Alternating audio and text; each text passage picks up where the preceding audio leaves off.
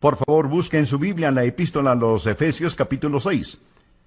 Vamos a hablar de una guerra espiritual, porque hoy se está peleando en el mundo una guerra oscura, sucia, diabólica, mortal. Es una forma de guerrilla con sabotajes, subversiones, secuestros y francotiradores. Es una guerra mortal. Es una guerra entre la luz y las tinieblas, lo bueno y lo malo, el cielo y el infierno, Cristo y Satanás. Y aunque a usted le guste o no, usted es parte de esa guerra. No puede permitirse el ser ignorante en este asunto y menos aún ser neutral.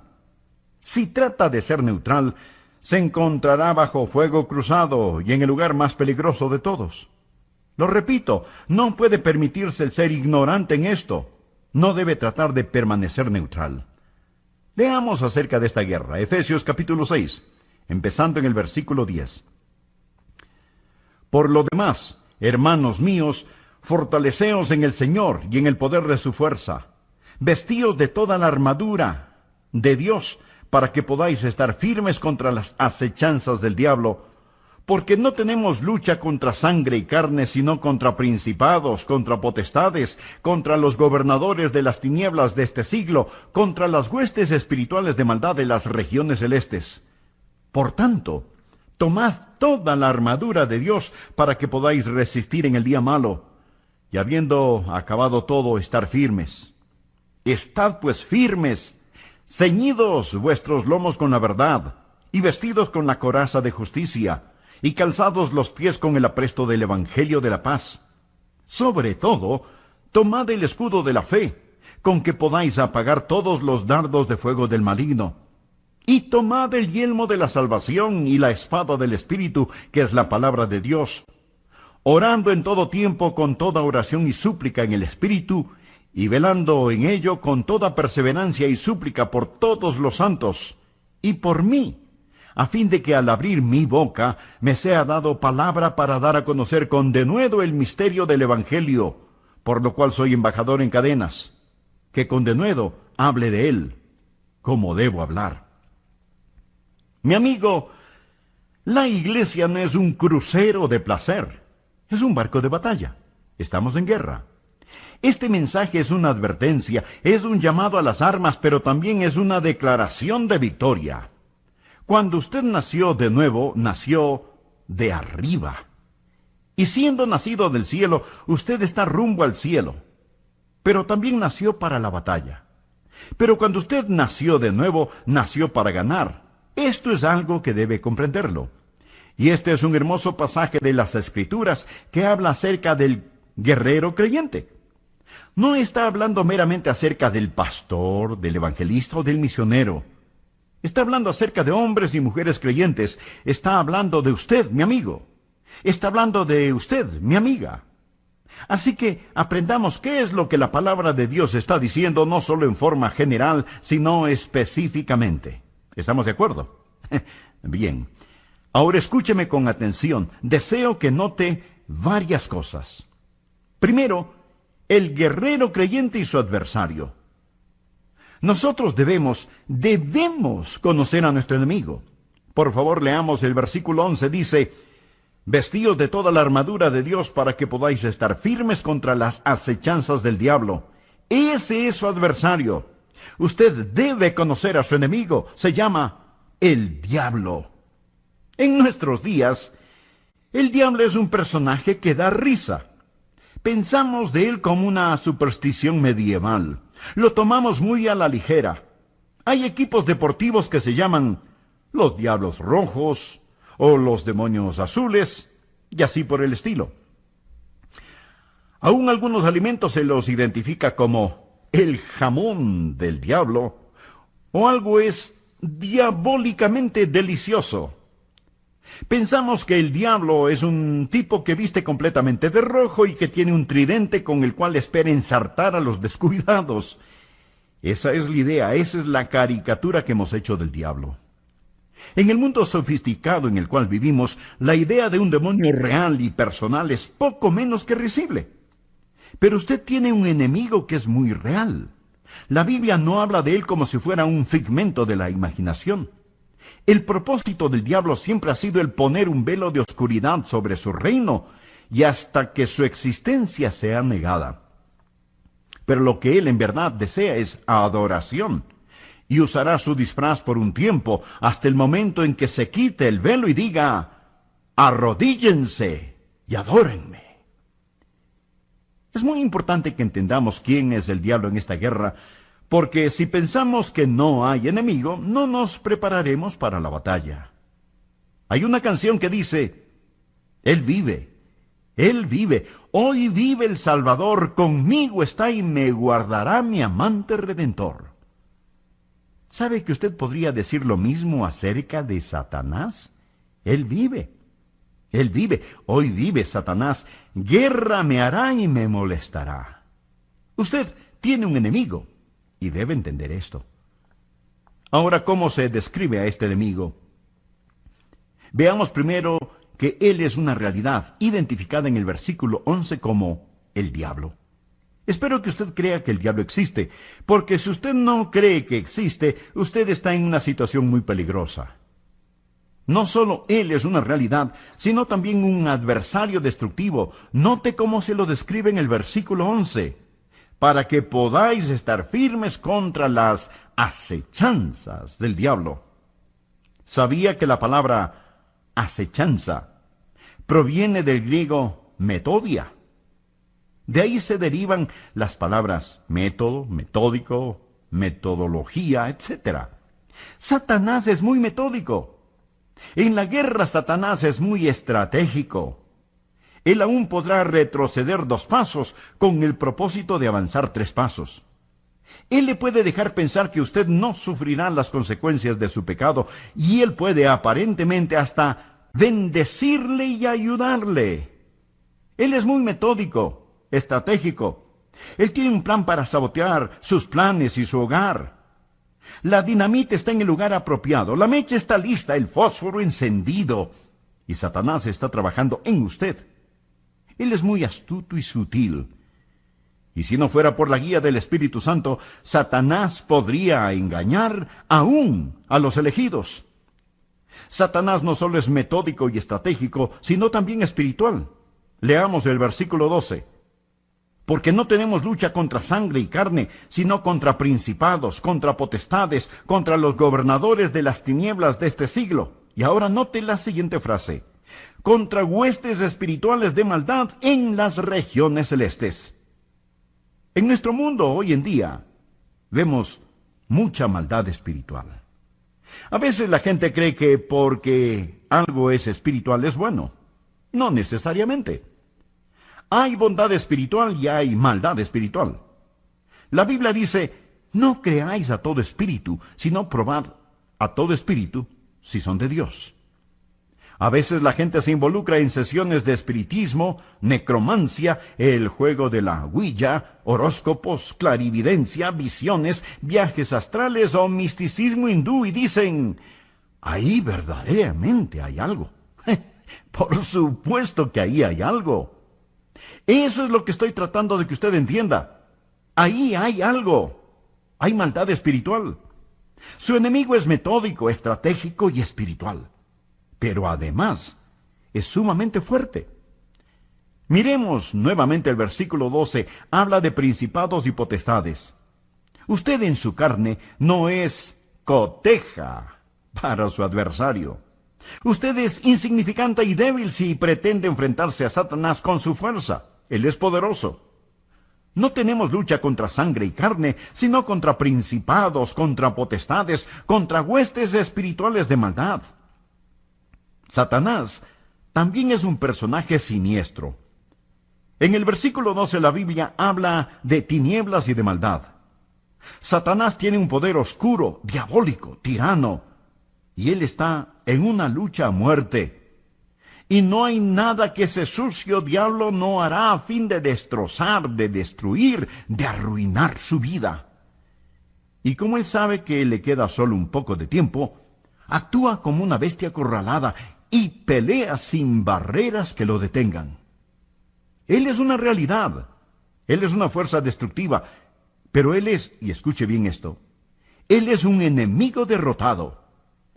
Veamos nuevamente el versículo 10, en donde Pablo dice: Por lo demás, hermanos míos, fortaleceos en el Señor y en el poder de su fuerza.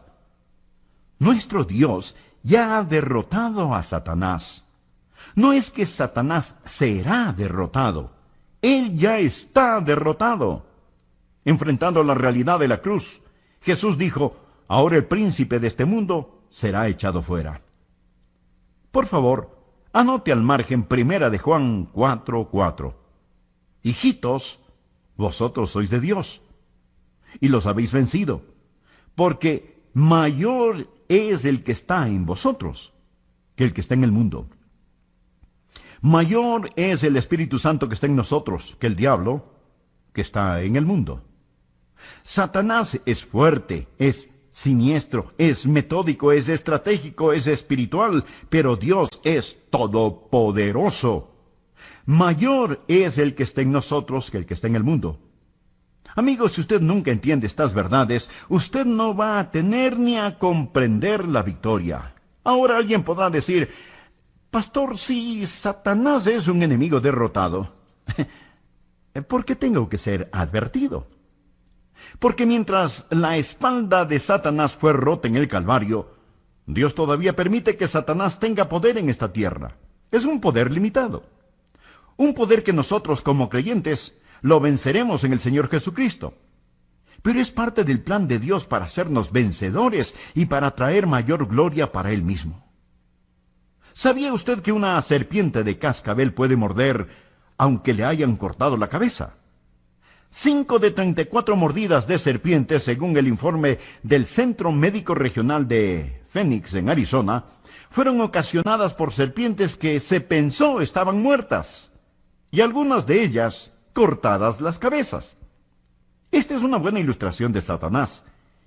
Él ha sido ya vencido, y por así decirlo, su cabeza ha sido cortada en el Calvario. Sin embargo, él sigue mordiendo víctimas con su diabólico poder. Esa es la primera cosa que usted necesita comprender. O sea, el guerrero creyente y su adversario el diablo. Ahora, es muy importante que usted entienda bien la segunda cosa. Segundo, el guerrero creyente y su armadura.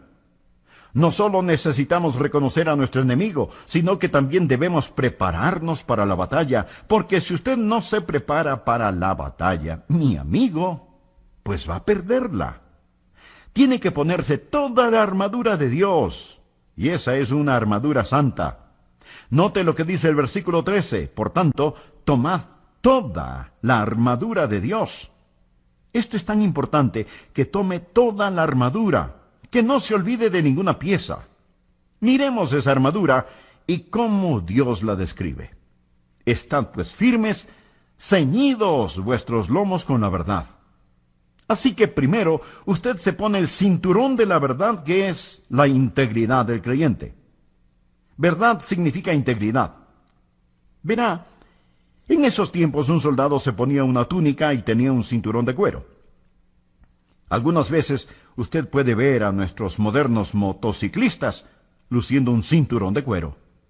También los levantadores de pesas usan grandes y fuertes cinturones con el propósito de sostener en forma firme y fuerte sus lomos, centrando así su fortaleza. Un soldado tendría en ese cinturón sus armas de guerra. Su daga y su espada estarían ahí. Por lo tanto, ese cinturón era muy importante y mantenía la larga y flotante túnica en su lugar para que no le fuera un obstáculo o no se enredara. Ese cinturón, mi amigo, es la integridad. Es la integridad que mantiene todo lo demás junto. Verdad e integridad son sinónimos. Usted debe creer la verdad, debe saber la verdad, debe amar la verdad, debe decir la verdad, debe vivir la verdad, debe predicar la verdad, porque si no lo hace, su vida se hará pedazos. Usted no puede entrar en esta batalla a menos que tenga el cinturón de la verdad. Satanás es un mentiroso y vendrá contra usted diciéndole mentiras. Jesús es la verdad. El ataque de Satanás no es cierto, él está mintiendo. Cuando le ataca, él trae una falta de integridad en su vida. ¿Está usted puesto este momento el cinturón de la verdad o está viviendo una mentira? Si usted no está revestido de la verdad, si usted carece de integridad en su vida, tanto en las cosas grandes como en las pequeñas, usted perderá la batalla. Es la verdad lo que sostiene unido todo, y sin la verdad, todas las cosas se desbaratan. La segunda pieza de la armadura es la coraza de justicia. Ahora justicia es la pureza del creyente. Usted no solo necesita integridad y verdad, pero también pureza. Eso quiere decir que no debe haber en su vida ningún pecado no confesado o del cual no se haya arrepentido. Un guerrero en esos tiempos tenía una coraza fabricada con cadenas entretejidas. La coraza cubría su corazón, los pulmones, el estómago y sus órganos vitales. Estar en la batalla sin coraza era exponerse a ser vulnerable a cualquier espada o a cualquier flecha. La coraza era necesaria, la coraza de la justicia. ¿Y qué es justicia? Justicia es pureza. Jesús dijo: bienaventurados los de limpio corazón, porque ellos verán a Dios. Lo que el enemigo quiere hacer es atacar no solo con mentiras, sino también con impurezas. Él quiere que usted lea revistas sucias masculinas. Él quiere que usted mire los sábados por la noche detestables películas pornográficas y que el domingo por la mañana asista a la iglesia.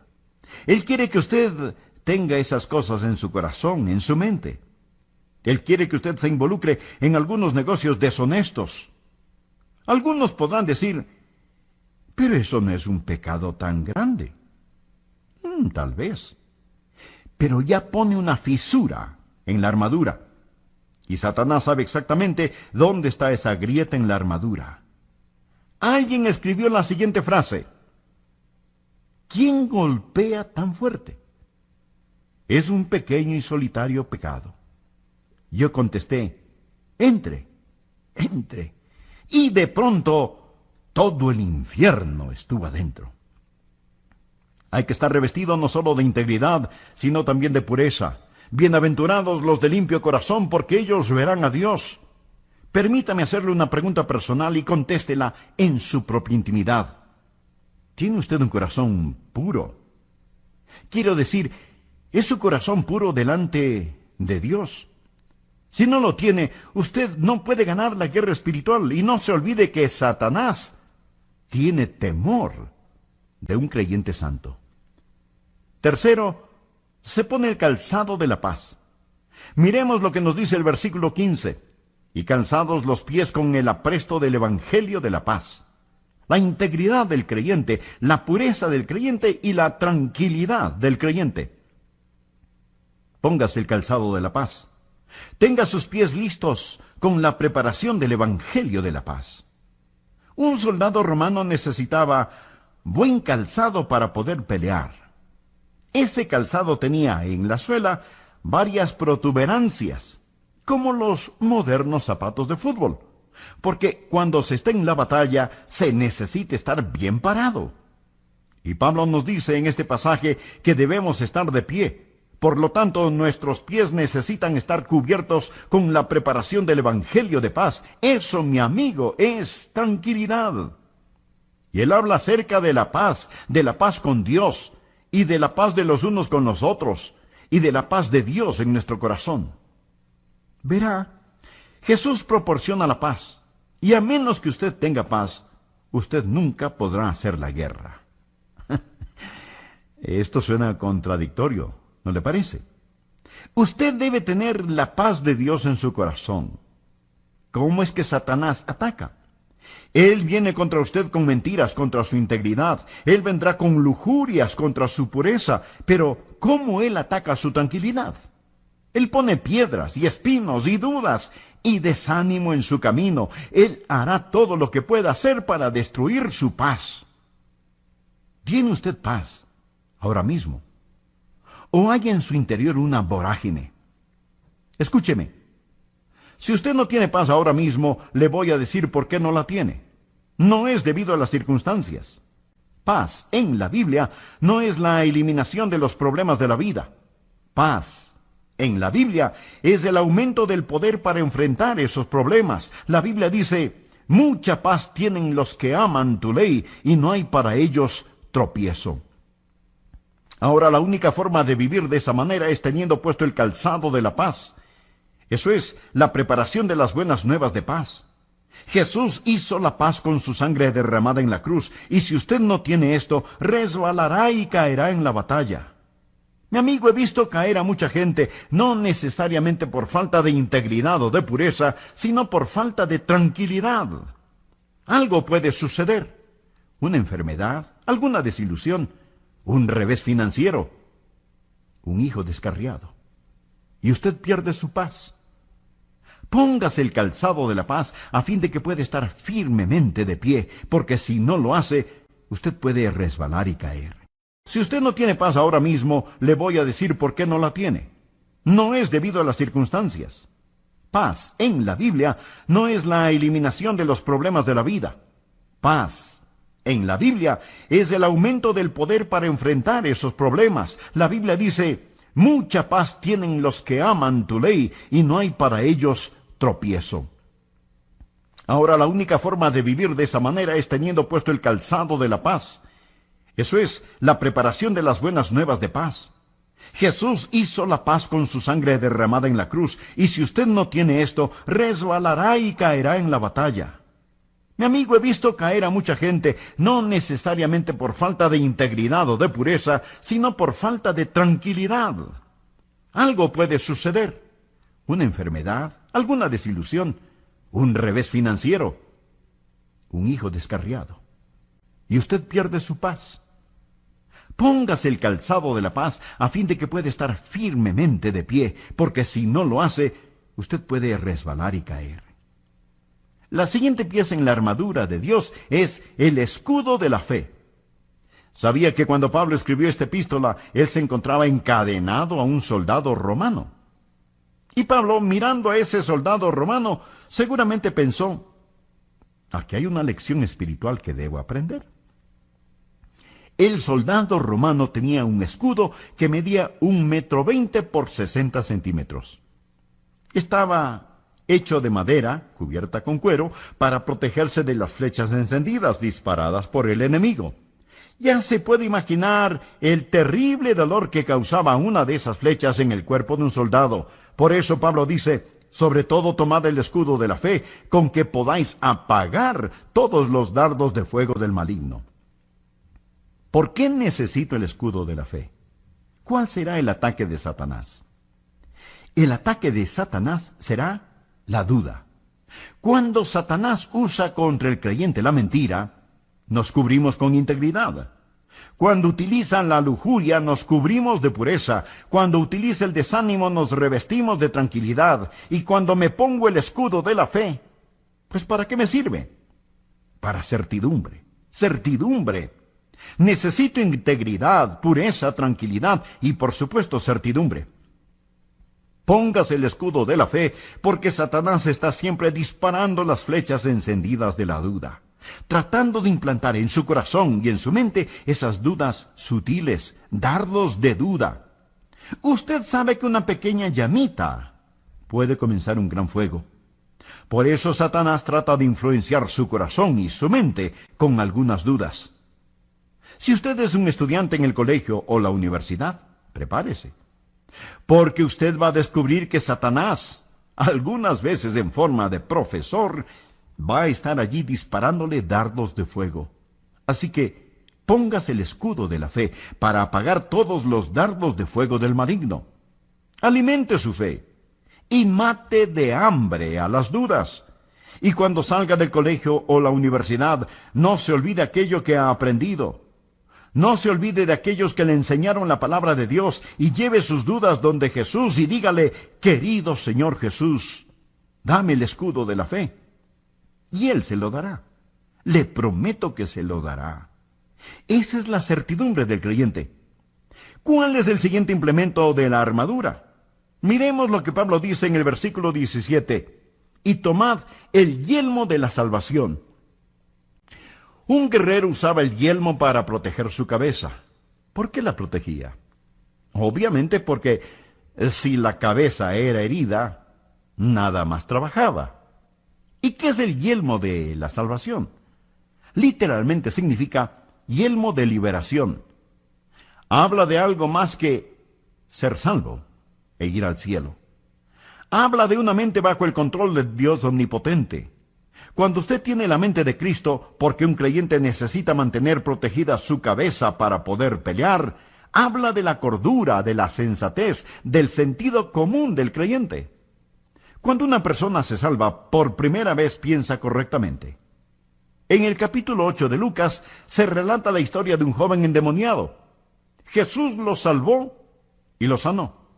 Y cuando la gente vino a ver lo que había sucedido, encontraron al joven sentado a los pies de Jesús, vestido y en su cabal juicio. Realmente una persona sin el Señor Jesucristo padece de cierta forma de demencia. No tiene la mente que Dios desea que tenga. Por eso usted debe ponerse el yelmo de salvación. Eso es cordura. Eso es proteger su mente. Ahora, véase vestido para la batalla. Hemos hablado acerca del adversario y dijimos que él es estratégico, que él es fuerte, que él es siniestro. Él es todas estas cosas. Por lo tanto, dice el apóstol, tomad toda la armadura de Dios. Hay que ceñirse el cinturón de la verdad. ¿Qué es eso? Eso es integridad. Hay que ponerse la coraza de justicia. ¿Qué es? Eso es pureza. Hay que ponerse el calzado de la paz. Eso es tranquilidad. Hay que protegerse con el escudo de la fe. Eso es certidumbre. Y hay que ponerse el yelmo de salvación. Eso es cordura. Pensar con la mente de Cristo. Ahora usted está listo para la batalla. Le diré algo interesante. Si usted mira cada una de las piezas de la armadura y piensa acerca del asunto, ellas representan a Jesús. O sea, usted se viste con Jesús. Algunas veces cuando salgo a caminar solo y quiero pensar en algo bueno, simplemente me visto con esa armadura y comienzo a analizarme. Adrián, eres íntegro. Tienes pureza. Posees tranquilidad. Adrián, tienes certeza y cordura.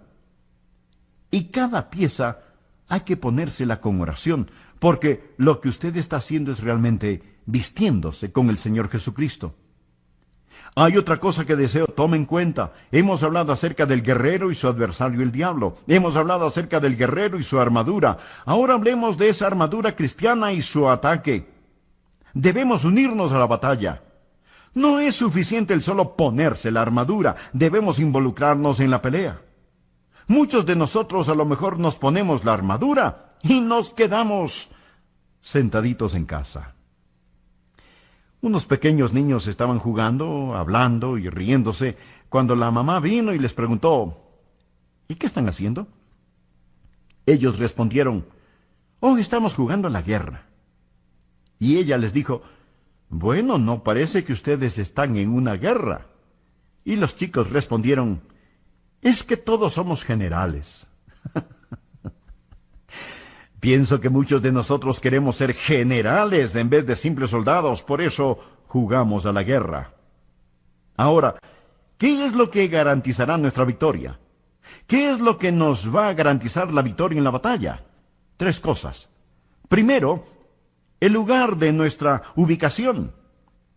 Leamos lo que dice el versículo 13. Por tanto, tomad toda la armadura de Dios para que podáis resistir. Y ahora note la siguiente frase.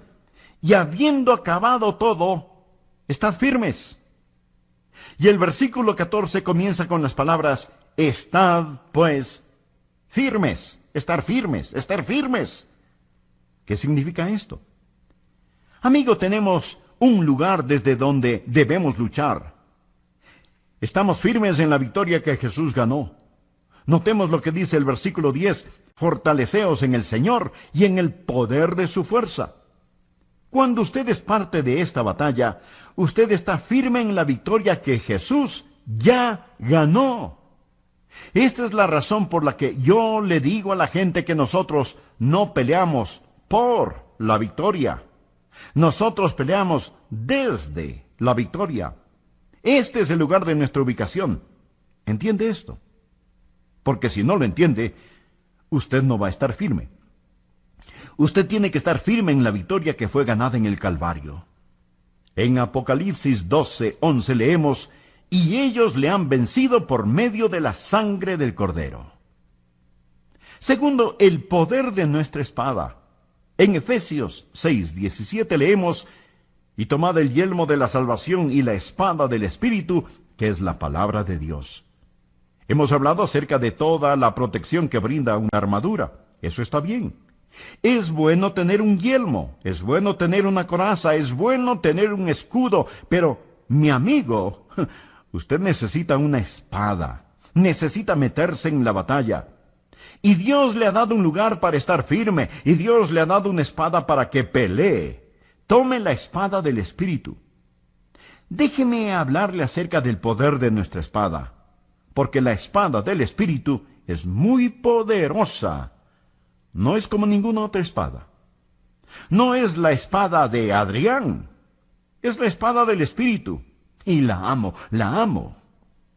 En Hebreos 4:12 dice: porque la palabra de Dios, y esto significa la Biblia, es viva y eficaz. Quiere decir, viva y llena de energía, y más cortante que toda espada de dos filos. Yo amo la Biblia porque sé que hay un increíble poder en ella. Jesús estuvo ayunando por 40 días y 40 noches, y el diablo se le acercó y le dijo: bueno, si tú eres el Hijo de Dios, ¿por qué no haces que estas piedras se conviertan en pan? Y Jesús sacó su espada y dijo: escrito está, no solo de pan vivirá el hombre, sino de toda palabra de Dios.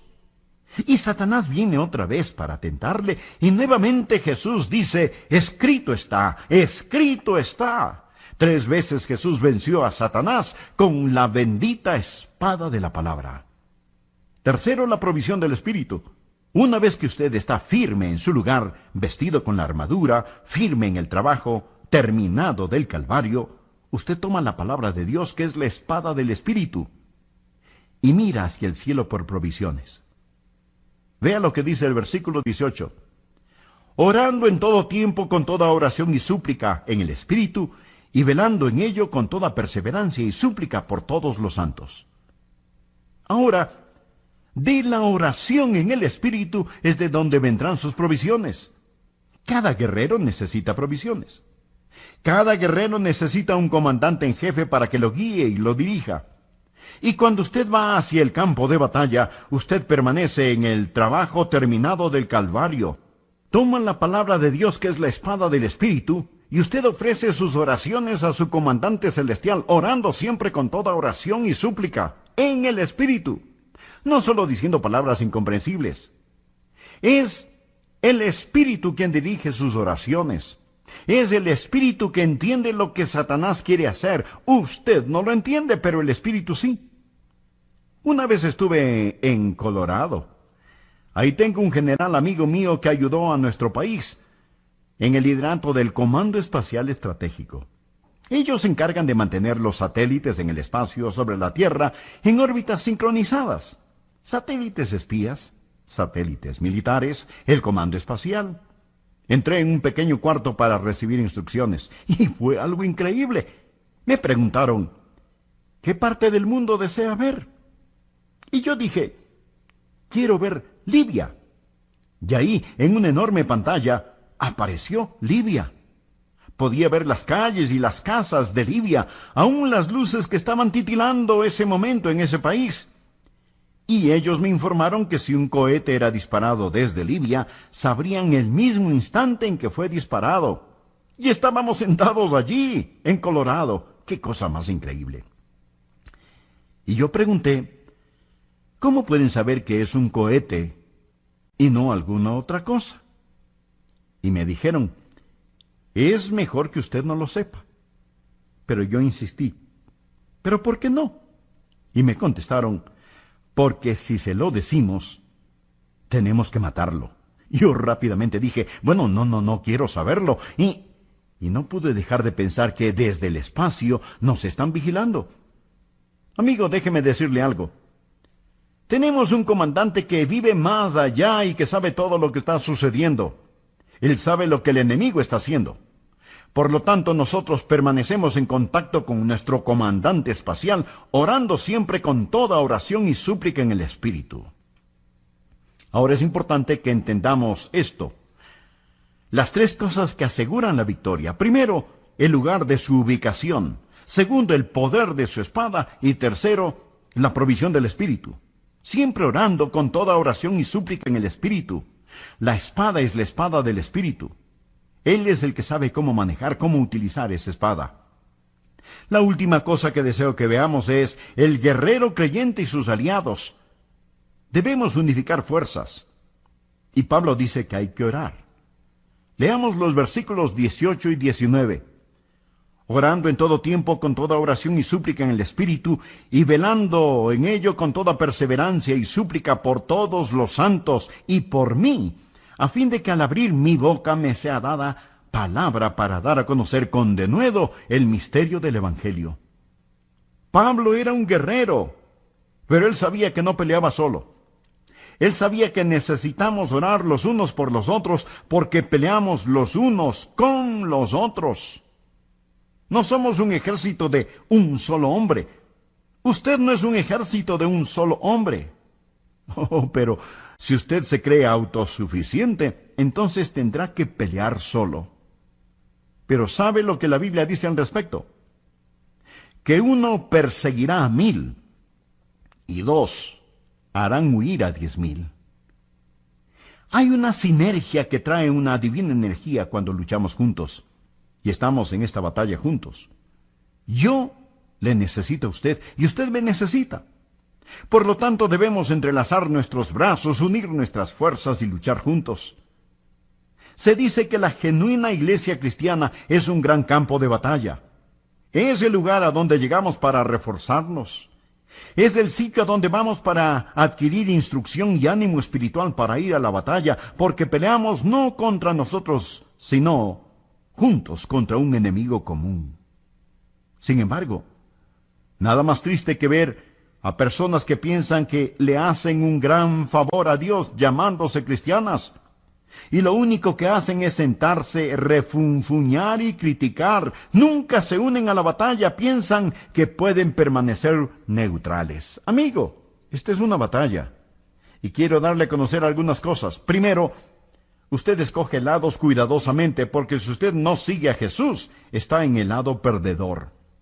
Segundo, usted examina su corazón y se asegura que tiene puesta la armadura de Dios. Tercero, no trate de ser neutral, no puede serlo. Esta es una batalla hasta las últimas consecuencias, y Jesús mismo dijo, el que conmigo no está, contra mí es. Cuarto, regocíjese en la victoria y viva victoriosamente cada día. Gracias a Dios, usted puede caminar en victoria. Amigo, escúcheme atentamente. ¿Cuántos de ustedes pueden decir, Pastor Rogers, he recibido al Señor Jesucristo como mi Salvador personal y Señor? Dios ha perdonado mis pecados, Dios me ha salvado y el Espíritu Santo da testimonio a mi espíritu que ahora soy su hijo. He confesado públicamente mi fe en Jesús y le he obedecido bautizándome, y ahora estoy viviendo por Jesús victoriosamente en el compañerismo de una iglesia bíblica neotestamentaria. Si usted puede contestar afirmativamente, que Dios le bendiga. Ahora, si usted no puede identificarse con estas palabras, con todo amor quiero decirle lo siguiente. Eso quiere decir que usted nunca ha recibido a Cristo, nunca ha sido salvado. O tal vez sí ha recibido a Cristo, pero tiene dudas. No tiene absoluta seguridad de su salvación. Otros, habiendo sido salvos, por alguna razón no son obedientes acerca del bautismo. De paso diré que el bautismo no salva, pero si usted es salvo debe ser obediente. Si no es obediente, nunca tendrá la victoria que necesita. Y algunos que sí se han bautizado no están sirviendo a Jesús en una iglesia bíblica local. Por alguna causa su corazón se ha enfriado, por alguna razón se siente fuera de lugar, no habiendo encontrado su sitio para servir. Bueno, Si alguna de estas cosas son verdad en usted, deseo orar por usted ahora. Padre eterno, oro por aquellos que hoy mismo necesitan tomar una decisión. Tal vez algunos necesitan ser salvos. Otros necesitarán la seguridad de su salvación. Muchos otros necesitan dar el paso de obediencia del bautismo, y otros más deben buscar membresía en una iglesia bíblica. Lo que sea, Señor, los presento delante de ti y oro para que tú, querido Espíritu Santo, abras esos corazones para que acepten a Cristo como Salvador. Amigo, si usted todavía no es salvo, le invito a que entregue su corazón a Jesús, diciendo esta sencilla oración: Querido Dios, yo sé que tú me amas y que quieres salvarme. Jesús, tú prometiste que me salvarías si confío en ti. Y así lo hago ahora, confío en ti. Creo que tú pagaste por mis pecados con tu preciosa sangre en la cruz del Calvario. Gracias. Creo que Dios te levantó de la muerte. Y ahora por fe te recibo en mi corazón como mi Salvador y Señor. Toma el control de mi vida. ¿Debemos agradecer a Dios por las tribulaciones? Escuchemos al pastor Adrian Rogers. Si usted está experimentando o ha experimentado tribulaciones, permítame hacerle una pregunta. ¿Cuándo crece más? ¿Cuando todo está bien y navega por la vida calmadamente, o cuando llega la tormenta? En la Biblia hay tormentas que corrigen y tormentas que perfeccionan. De hecho, Jonás, cuando vivió una de estas tormentas correctoras, pasó la noche en un colchón acuático. Y él se vio envuelto en esa tormenta porque estaba fuera de la voluntad de Dios. Estaba huyendo de la voluntad de Dios. Y Dios envió una tormenta correctora para enseñarle a Jonás que no podía huir de su voluntad. Gracias una vez más por su sintonía y bienvenidos a El Amor que Vale, el ministerio radial del Dr. Adrian Rogers. ¿Sabía usted que hay tormentas que perfeccionan? Los discípulos de Jesús se vieron en medio de una tormenta en medio del mar de Galilea. ¿Por qué? Porque estaban en la voluntad de Dios. ¿Les parece paradójico esto? Le invito a escuchar muy atentamente este mensaje del Dr. Adrian Rogers, Cómo encontrar paz en medio de su tormenta, en la voz del pastor Lenín de Llanón. Más tarde o más temprano, todos los seres humanos experimentan tormentas en sus vidas. Este mismo momento, hay gente enfrentando tormentas, pesares, lágrimas, temores, desilusiones y problemas. ¿Está usted en una tormenta? Permítame decirle algo. Dios necesariamente no le sacará de esa tormenta, pero escúcheme, Dios le dará paz en medio de su tormenta. Eso es lo que la palabra de Dios enseña. Por favor, tome la palabra de Dios y busque Juan, capítulo 6. En unos momentos vamos a empezar a leer en el versículo 16. Vamos a estar hablando un poco de los problemas, pesares, dolores, desilusiones, lo que llamaríamos las tormentas de la vida. Por ejemplo, vamos al doctor y recibimos un mal diagnóstico. Una carta que esperábamos ansiosamente nos trae muy malas noticias. No sabemos qué nos dirán en la próxima llamada telefónica, y así por el estilo. Mi esposa y yo en el desayuno leemos las Escrituras, de manera especial en el libro de los Proverbios. Y leímos el siguiente, Proverbios 27:1. No te jactes del día de mañana, porque no sabes qué dará de sí el día. Amigo, ninguno de nosotros sabemos qué traerá la próxima noticia que nos llegue. Sea buena o mala, sencillamente no sabemos. Hay tormentas que vienen a nosotros. Bien, el Señor aquí realizaba su ministerio en Galilea, estaba con sus discípulos y se encontraban en una tormenta. Y leeremos al respecto y luego vamos a aprender algunas lecciones maravillosas de cómo usted puede encontrar paz en medio de su tormenta porque todos tenemos tormentas. Empecemos en el versículo 16 de Juan capítulo 6. Al anochecer, descendieron sus discípulos al mar, y entrando en una barca, iban cruzando el mar hacia Capernaum.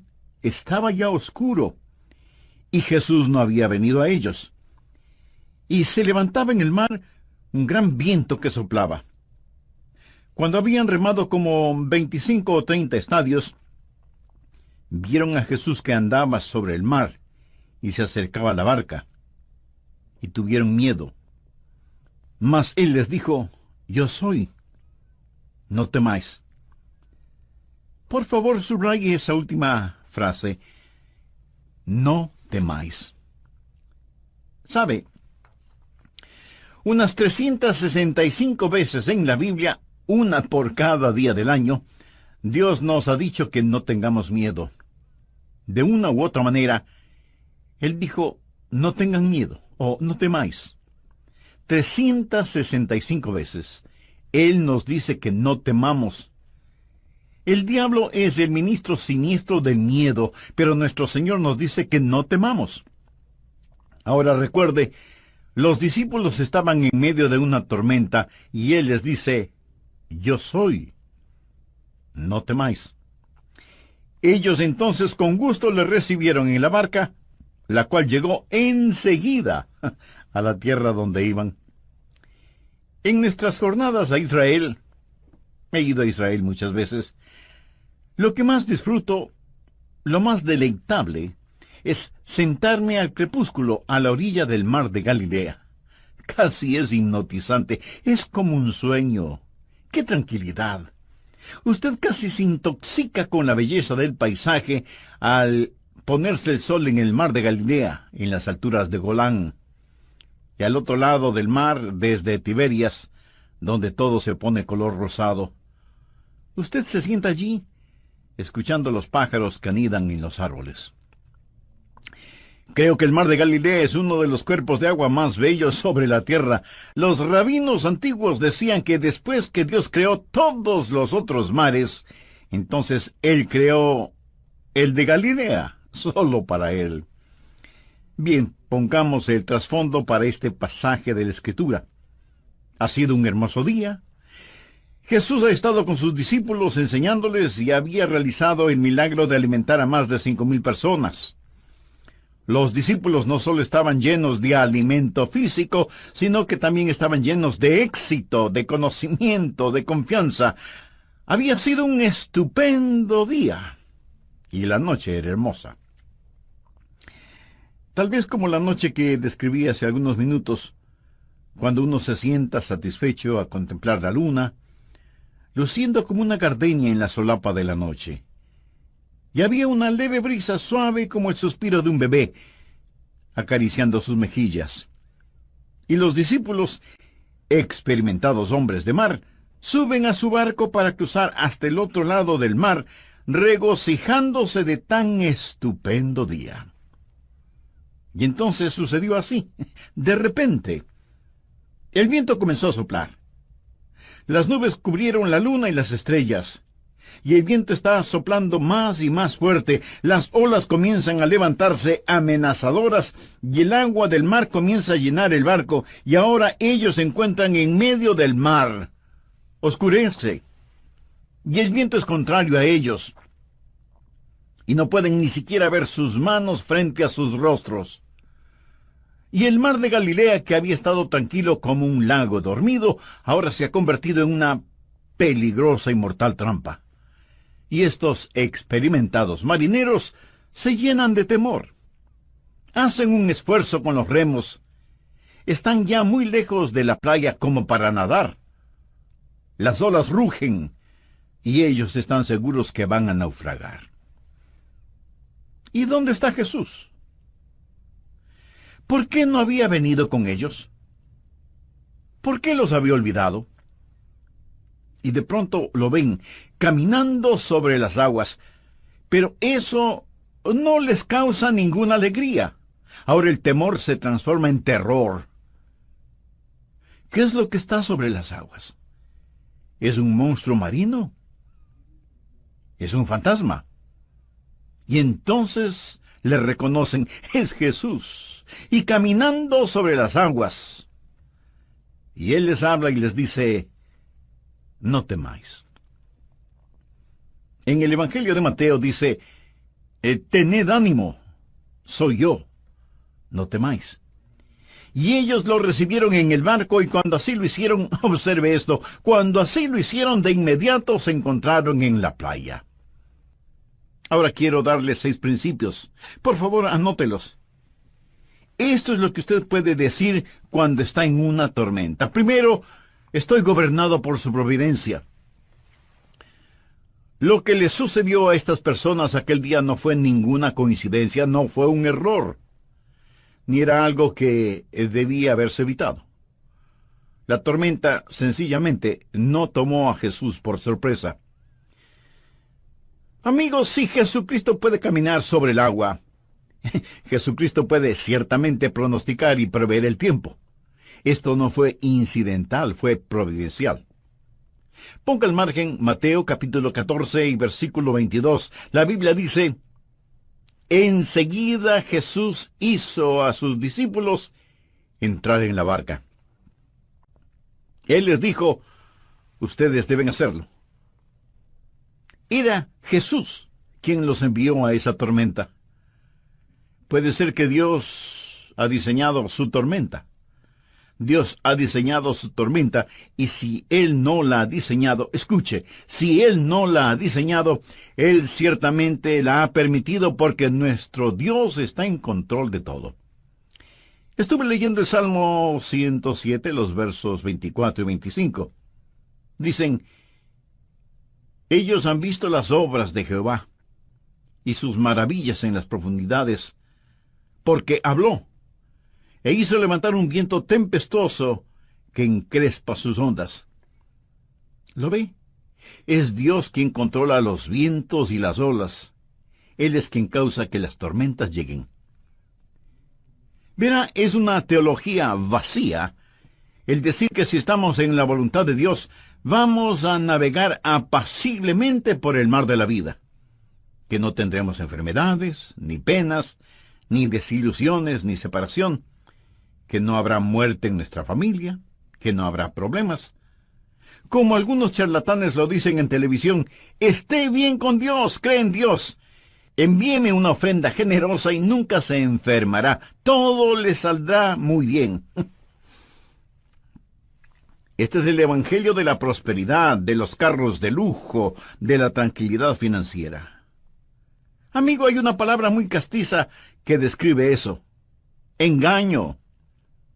Escuche, vamos a tener dificultades, y lo primero que usted puede decir cuando la dificultad llegue es que la providencia de Dios está sobre todo. Soy gobernado por su providencia. El plan maravilloso de Dios está en efecto, lo que llamamos la providencia de Dios. Ahora, recuerde, Jesús hizo que se embarcaran hacia la tormenta. Ellos estaban en esa tormenta debido a la providencia de Dios. Lo segundo que usted puede decir es, número 2, estoy creciendo por su plan. El plan de Dios es no complacerle. El plan de Dios es ensancharle. Ponga en su margen Salmo 4, versículo 1.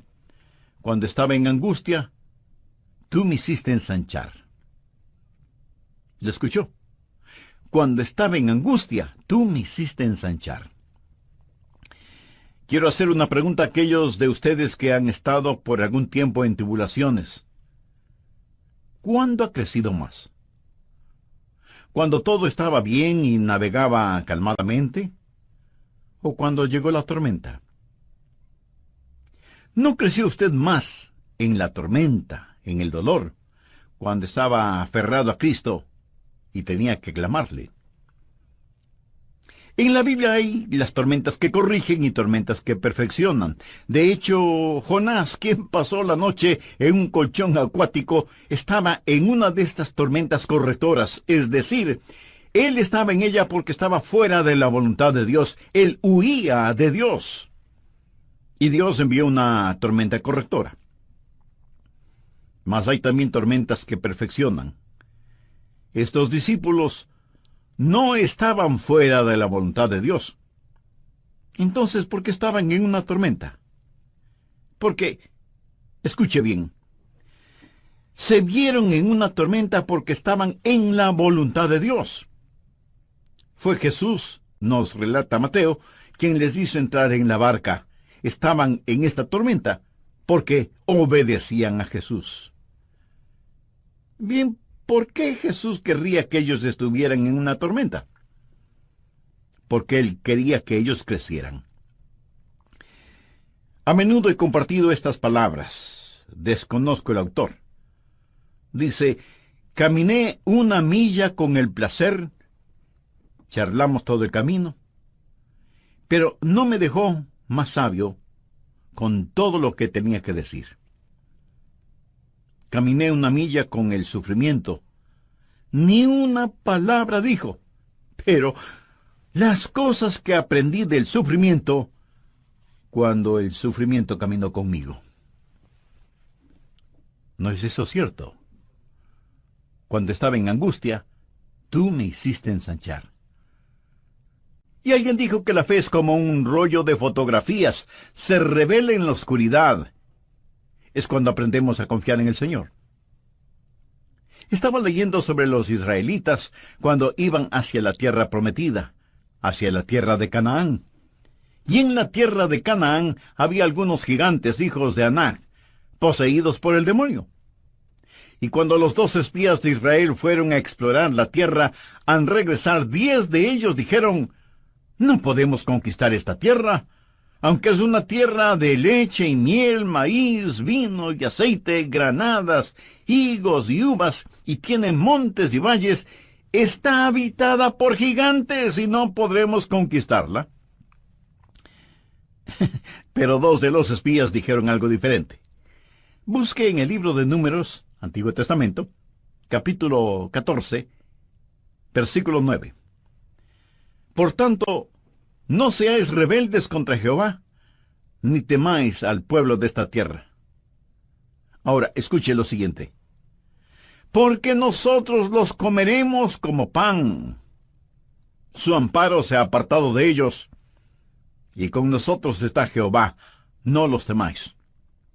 En otras palabras, ellos dijeron, miren, conquistar a esta gente será fácil, será como comer pan, no debemos tenerles miedo. ¿Para qué comemos pan? Pues para tener fortaleza. Crecemos comiendo pan. Es el pan el que nos da energía. Es el pan el sustento de la vida. ¿Qué es lo que Dios les estaba diciendo? Estas cosas que parecen serán su problema, serán su alimento. Amigo, usted crece cuando se alimenta de estos problemas. Verá, lo que nuestro Señor buscaba no eran debiluchos como discípulos. Él quería que crecieran y permitió que estuvieran en una tormenta para ensancharlos. Recuerde que usted es gobernado por su providencia cuando está en una tormenta. Él gobierna sobre todo. Y usted está creciendo por su plan. Y es en la tormenta que usted va a crecer y llegar a ser más y más como el Señor Jesucristo. Usted dirá, pastor, ¿no poseo lo que se requiere para crecer cuando estoy en una tormenta? Correcto, no lo posee. Por eso veamos el siguiente punto, número 3. Estoy favorecido por sus oraciones. Por favor, mire el versículo 17. Y entrando en una barca iban cruzando el mar hacia Capernaum. Estaba ya oscuro, y Jesús no había venido a ellos. Ellos se preguntaban, ¿dónde está Jesús? Ya había oscurecido, y él no ha venido. ¿Por qué él no había venido? Bien, él hacía otra cosa. ¿Qué es lo que estaba haciendo? Él oraba. Él estaba en la cima de la montaña orando. Anote al margen Mateo 14, porque esta historia es relatada de diversas formas en los diferentes evangelios, y la Biblia dice en el versículo 23, despedida la multitud, subió al monte a orar aparte. Escuche, No piense que Él le desampara solo porque no puede verlo cuando está en la tormenta. Él quizás no estará con usted en forma corporal, pero Él está muy consciente de usted. Amo esa canción que dice, así como sus ojos miran al gorrión, sé que Él me mira. Permítame darle otro versículo tomado de los otros evangelios. Anótelo, por favor. Marcos capítulo 6, empezando en el versículo 47. Y al venir la noche, la barca estaba en medio del mar, y él solo en tierra. Ahora preste atención a lo siguiente. Y viéndoles remar con gran fatiga, quiere decir que él los estaba observando. ¿Sabía usted que él lo ve a usted ahora mismo? Usted dirá, él no sabe dónde estoy. Él no está al tanto de mis dificultades. ¿Por qué está él tan lejos? ¿Por qué estoy yo en la tormenta y él en la orilla? Amigo, él está allí orando por usted. Él se apartó a un monte para orar. Él está allí en el monte mirando hacia abajo. Él ve a través de la oscuridad. Ellos no podían verle, mas él sí. ¿Y qué estaba haciendo? Él estaba orando. Desea un pensamiento bendito. Permítame compartirlo. Usted está en la lista de oración de Jesús. Usted está en la lista de oración de Jesús. No hay nada más consolador para mí que alguien me diga que está orando por mí. Hace algún tiempo fui a recibir a una persona en el aeropuerto. Yo no estaba ni siquiera seguro de que él supiera mi nombre. Él es un estupendo maestro bíblico, y cuando me vio, me abrazó y me dijo, Adrián, oré por ti esta mañana. Un poco sorprendido yo le dije, eso es maravilloso. Y él añadió, Adrián, yo oro por ti cada mañana, todos los días. ¿Sabe? Eso me conmovió profundamente. Hay billones de personas en esta tierra, hay gente por la que nunca nadie ha orado. Si usted está en la lista de oración de alguien, usted es muy bendecido, y le puedo asegurar que usted está en la lista de oración de Jesús. El Señor Jesús le conoce por nombre, y la Biblia dice que Él vive para interceder por nosotros. En Hebreos 7:25 leemos, por lo cual Él puede también salvar perpetuamente a los que a Él se acercan, viviendo siempre para interceder por ellos.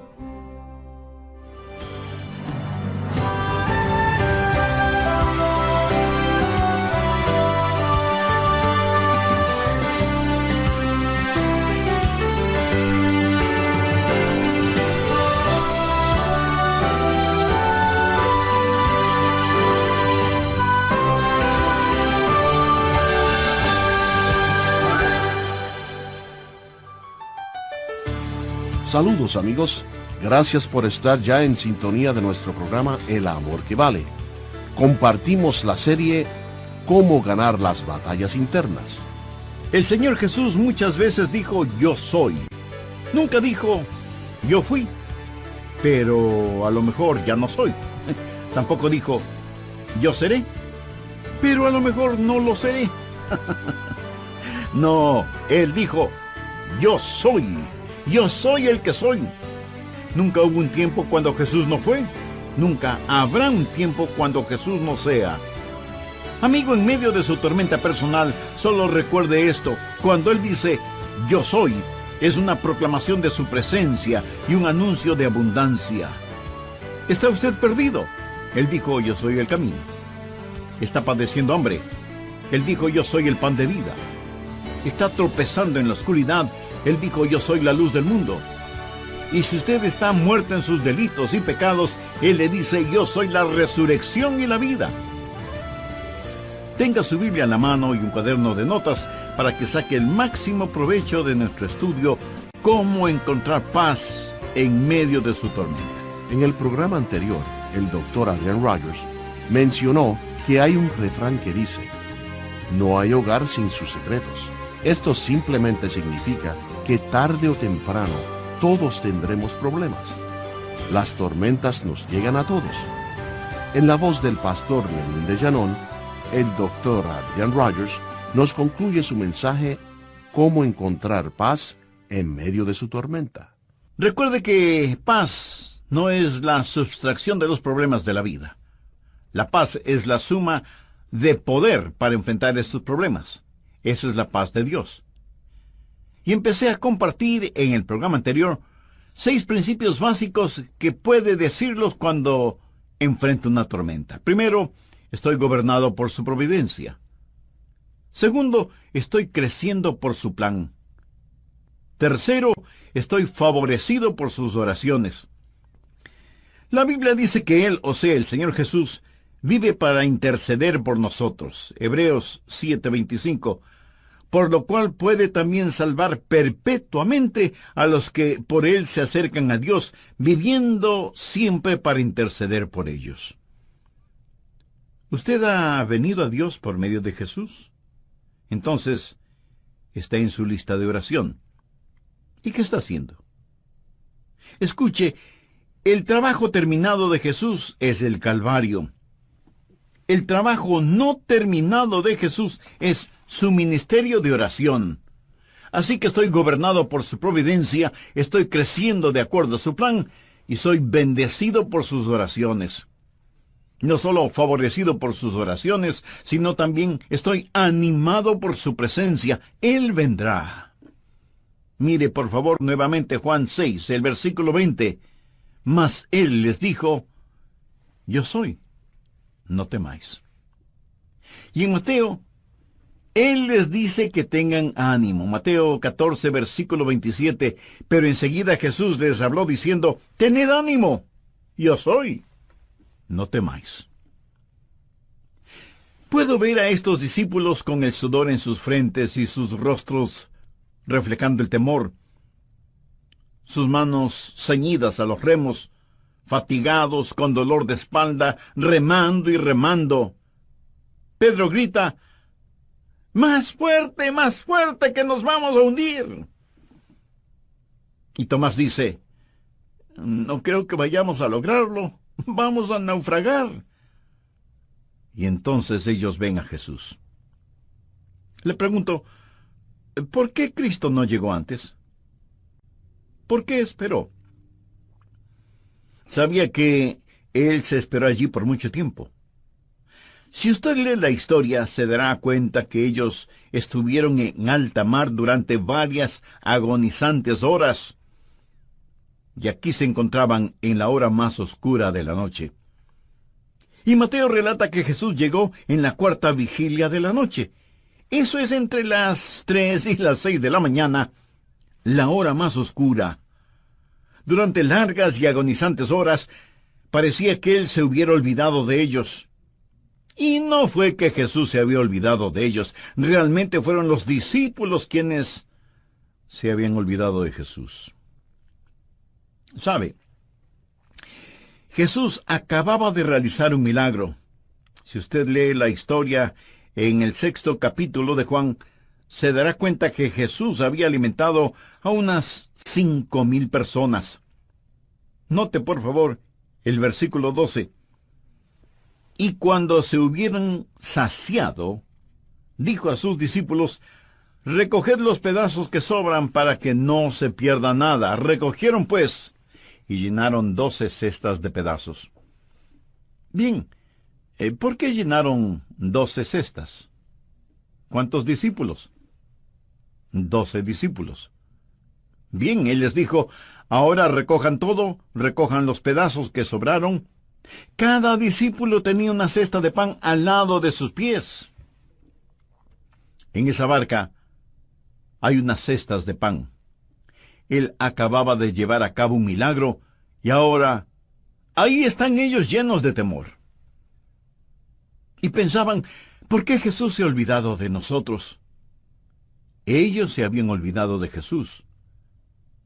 Ellos se olvidaron de lo que Jesús había hecho. ¿Acaso no tendemos a hacer eso? Es decir, ¿cuántas veces nuestro Señor nos ha liberado, realizando milagros para nosotros, pero nosotros nos hemos olvidado de Él? Lo que ellos debieron haber hecho era, recuerde, lo que Pablo enseñó en 1 Tesalonicenses capítulo 5, verso 18. Dad gracias en todo, porque esta es la voluntad de Dios para con vosotros en Cristo Jesús. Pero nuestro Señor esperó. ¿Por qué esperó? Bueno, su espera, su retraso antes de llegar a ellos, fue estratégico y deliberado. Por favor, anote este versículo, Isaías capítulo 30, versículo 18. Por tanto, Jehová esperará para tener piedad de vosotros. ¿No es este versículo estupendo? Por tanto, Jehová esperará, no para ser cruel con usted, sino para tener piedad de vosotros y por tanto será exaltado. Dios está en el negocio de hacer gloria para sí. Será exaltado teniendo de vosotros misericordia, porque Jehová es Dios justo. Eso significa discernimiento. Él no solo sabe lo que usted quiere, Él sabe lo que usted necesita. Y entonces dice, bienaventurados todos los que confían en Él. Dios espera. Usted necesita esperar. Y sabe lo que Dios espera. Dios está esperando que usted espere en Él. Dios espera que usted espere en Él. ¿Alguna vez ha pensado en la deliberada tardanza del Señor? Estuve leyendo el capítulo 11 de Juan, que relata la muerte de Lázaro. María y Marta, que amaban a Jesús, y sabían que Jesús también amaba a Lázaro, mandaron a buscar a Jesús, que entonces estaba en Betania. Y le dijeron, Señor, aquel a quien tú amas está enfermo. La Biblia dice que Jesús se quedó 2 días más en el lugar donde estaba. 2 días más, antes de que él hiciera alguna cosa. Aún antes de empezar a caminar hacia la casa de sus amigos. Ahora, suponga que usted recibe un mensaje que alguien de su familia inmediata, está enfermo o enferma, y usted dice, bueno, creo que me quedaré aquí un par de días más. Eso sería poco menos que cruel e inhumano, ¿no le parece? Usted diría de inmediato. Pero Jesús esperó 2 días, y cuando llegó, ya habían pasado 4 días. Y Jesús dijo, me alegro de que Lázaro esté muerto. Algunos de ustedes dirán, pero pastor, ¿qué es lo que está diciendo? Escuche con atención. Eso es lo que Jesús dijo, no con sus palabras, sino con sus acciones. Porque Jesús sabía lo que iba a hacer, iba a resucitar a Lázaro. Ahora, suponga que Jesús hubiera venido inmediatamente y hubiera sanado a Lázaro. Y él pudo haberle hecho así, pero no lo hizo. ¿Sabe por qué? Porque si hubiera sanado a Lázaro, algunos hubieran dicho que Lázaro de todas maneras se hubiera sanado. O, ¿cómo saber si en realidad Jesús lo sanó? Pero ellos no tuvieron ninguna explicación frente al milagro de la resurrección de Lázaro. Jesús tuvo un plan.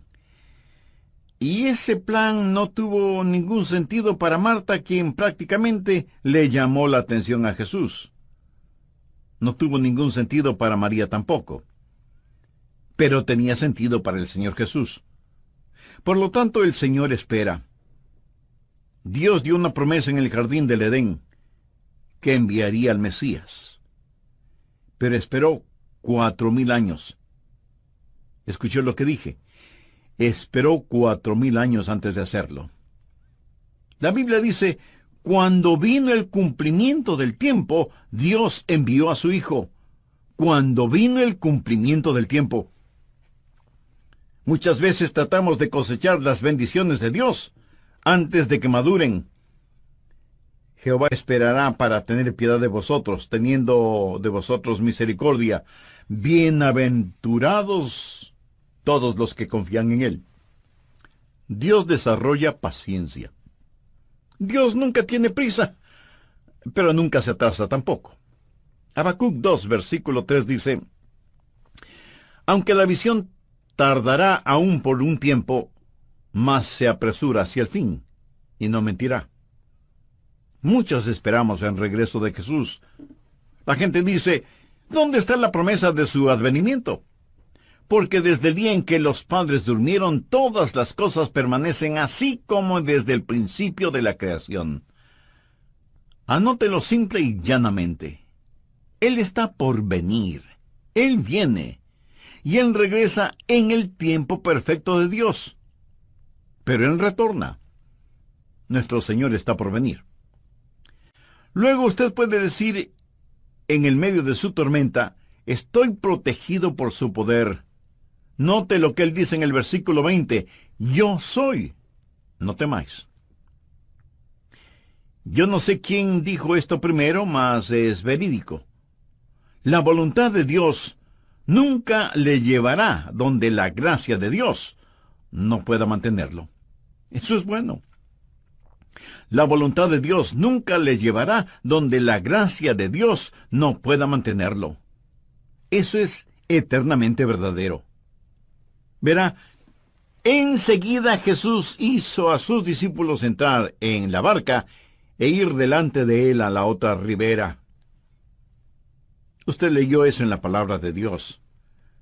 Él les dijo que cruzaran el mar, no que bucearan. Iban sobre, no debajo del mar. Dios tiene un plan para usted. Jesús no dejó a sus discípulos en el desastre. Él les mandó que fueran a la otra ribera, y cuando Él vino a ellos, Él les dijo, yo soy, no temáis. Yo soy, no temáis. Cuando Jesús usa las palabras, yo soy, ¿qué quiere decir con ese yo soy? Bien, el versículo 20 dice yo soy. ¿Lo ve? En el griego literalmente dice yo soy. Y es lo que leemos en la Reina Valera, literalmente, yo soy. Y yo soy es el sagrado nombre para la deidad. Significa Él es omnipotente, el eterno. Lo que afirma es, yo soy el que soy. Soy el gran yo soy. Yo existía aún cuando este mar ni siquiera era un vapor, este mar de Galilea. Yo soy el gran yo soy. Piense al respecto. Cuando Él dice, yo soy, es una proclamación de presencia eterna. No dice, yo fui, pero a lo mejor ya no soy. Tampoco dice, yo seré, pero a lo mejor no lo soy todavía. No. Él es, yo soy el que soy. Nunca hubo un tiempo cuando Jesús no fue, nunca habrá un tiempo cuando Jesús no sea. Y amigo, en medio de su tormenta, solo recuerde esto, cuando Él dice yo soy, es una proclamación de su presencia. Pero le diré algo más. No solo es una proclamación de su presencia, sino también un anuncio de abundancia. ¿Sabe lo que yo soy es? Es una frase incompleta. Yo soy... ¿qué? Bueno, llene el espacio vacío. Una y otra vez en el Evangelio de Juan, Jesús dice, yo soy, yo soy, yo soy. Él dijo, yo soy el camino. ¿Está usted perdido? Llene el espacio vacío. Él es el camino. ¿Está usted en el lado equivocado y quiere entrar? Bien. Él es la puerta. ¿Está padeciendo hambre? Él es...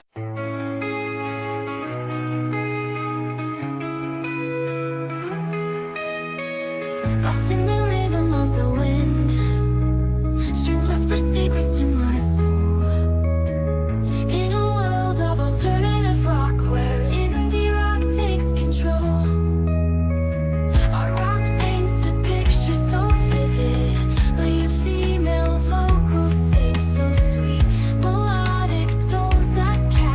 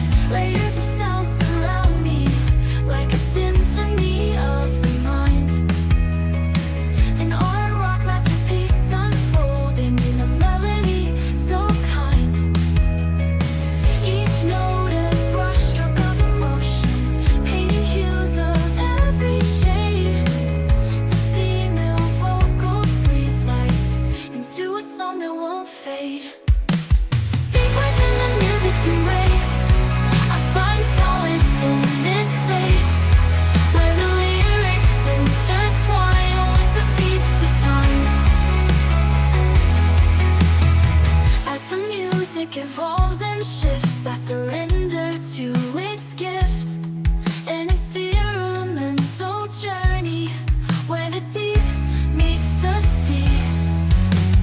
Deep within the music's embrace, I find solace in this space where the lyrics intertwine with the beats of time.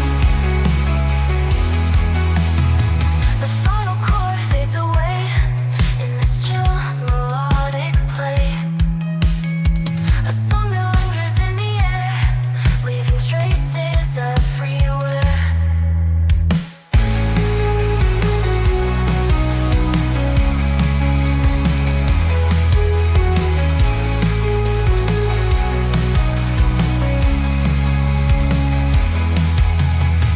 Layers of sound surround me like a symphony of the mind, an art rock masterpiece unfolding in a melody so kind.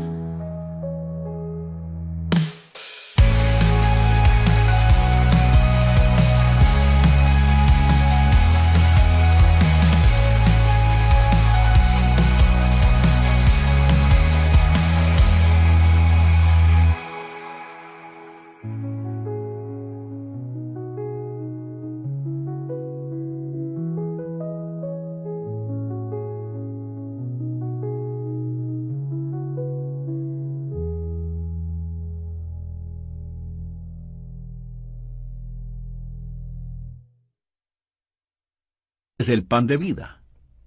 Tropieza en la oscuridad. Él es la luz del mundo. Y si usted está muerto en sus delitos y pecados, Él dice, yo soy la resurrección y la vida. Yo soy. Yo soy. Déjeme decirle algo muy importante, mi amigo. Él es el yo soy para usted. Y usted solo tiene que llenar los espacios vacíos. Yo no sé de sus problemas, desconozco sus necesidades, pero sí sé cuál es la respuesta, y su nombre es Jesús. Jesús es todo lo que este mundo necesita hoy. Y mi consejo para usted en medio de la tormenta es que vea a Jesús, el gran yo soy, y lo vea caminando sobre el agua, puesto que lo que parecía iba a estar por encima de su cabeza, ya estaba bajo sus pies, estaba bajo sus pies. Y usted está sentado en las alturas con Él, y no puede ahogarse con su cabeza fuera del agua. Usted está sentado en las alturas con el Señor Jesucristo. Él es el gran yo soy, y puede anotarlo. Está protegido por su poder. Y el último punto. Usted puede decir, estoy siendo guiado por su propósito. Mire el versículo 21. Ellos entonces con gusto le recibieron en la barca, la cual llegó enseguida a la tierra a donde iban. Dios no les había prometido navegar calmadamente, mas sí les había prometido un desembarque seguro. Llegaron enseguida a la tierra a donde iban. Verán, su destino ya está determinado. Tiempo y espacio no son ningún impedimento para el Señor Jesucristo.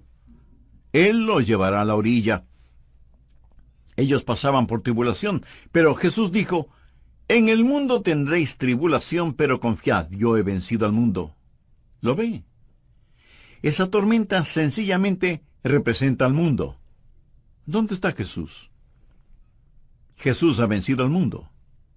Eso es lo que le está diciendo. Amigo, hagamos otra aplicación para concluir. El barómetro espiritual está bajando, y todos los que podemos leer las señales de los tiempos, sabemos que se está formando una tormenta, se está formando una tempestad. En ocasiones, el mar es más tranquilo antes de la tormenta, y esto lo aprendí en la Florida. Cuando dicen que viene un huracán, usted sale afuera y dice, no puede ser, jamás, nunca. Sin embargo, el barómetro baja y sabe que la tempestad se viene. La Biblia nos lo dice. Amigos, pronto nuestro Señor, que ha estado en el monte de su gloria orando por nosotros, va a levantarse de su trono. Entonces caminar sobre el agua será como un juego de niños. Él descenderá caminando en las nubes, Él regresará en su gloria, y nosotros los que estamos aquí en el mar del tiempo, inmediatamente estaremos en las orillas de la eternidad. La Biblia dice que así sucedió con los discípulos. Tan pronto como recibieron a Jesús en el barco, estuvieron de inmediato en la orilla. ¿Ha recibido usted a Jesucristo? ¿Ha confiado en Él? Le invito a que me acompañe en una corta oración. Si usted necesita que Jesús sea su Señor y Salvador en forma personal, ¿por qué no lo recibe en su vida ahora mismo? Recíbalo en su corazón, en su vida, no solo para que esté con usted, sino que por fe esté en usted. Puede orar conmigo de la siguiente manera: querido Dios, soy un pecador, estoy perdido y necesito ser salvo. Jesús, tú moriste para salvarme y prometiste así hacerlo si confiaba en ti. Confío en ti, Jesús, ahora mismo, con todo mi corazón. Entra en mi corazón, perdona mis pecados, sálvame, Señor Jesús. Y gracias por perdonarme y salvarme. Ahora comienza a ser la clase de persona que tú quieres que sea. Y porque tú moriste por mí, yo viviré para ti. Ayúdame a no avergonzarme de ti y dame el valor para confesarlo públicamente. En tu nombre lo pido. Amén. Hemos hablado de la paz en medio de su tormenta. La Biblia habla de paz que sobrepasa todo entendimiento. No la puede obtener con las píldoras. No sale del interior de una botella, y ningún psicólogo o psiquiatra puede dársela. Hay una paz sobrenatural, y la Biblia dice que Cristo es nuestra paz. Si usted repitió esa oración conmigo hace unos instantes e hizo una decisión por Cristo, por favor escríbanos para regocijarnos espiritualmente con usted, conocerle en una forma más personal y tener el privilegio de orar por usted y su nuevo caminar como creyente en el Señor Jesucristo.